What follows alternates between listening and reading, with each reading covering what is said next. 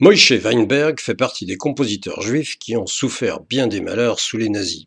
Né à Varsovie en 1919, il étudie le piano avec son père puis au conservatoire. Lors de l'invasion de la Pologne par l'Allemagne nazie en septembre 1939, il parvient à fuir et gagner l'URSS alors que toute sa famille est exterminée par les nazis.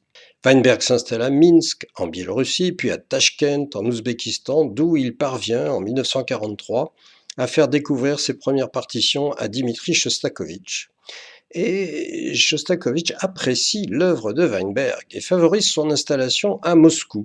C'est le début d'une longue amitié qui ne se démentira jamais jusqu'à la mort de Shostakovich en 1975. C'est ainsi que Weinberg est incarcéré en 1953 pour ses prétendues, je cite, activités sionistes, en réalité pour des motifs antisémites. Il faut dire que, en cette période d'après-guerre, Staline avait carrément viré à l'antisémitisme.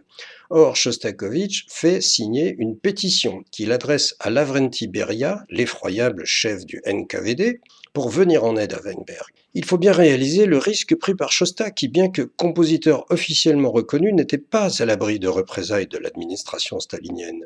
Et à la suite de la mort de Staline, le 5 mars de la même année, Weinberg retrouve la liberté.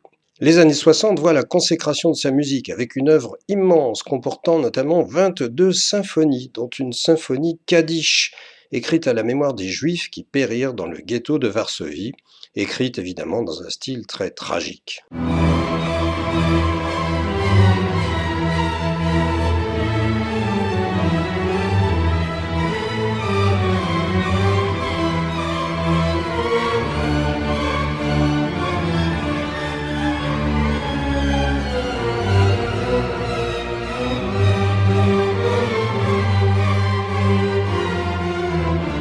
En Europe, on commence depuis quelques années à découvrir l'œuvre de Weinberg. En 2016, un week-end entier a été consacré à ses 17 quatuors à cordes à la Philharmonie de Paris.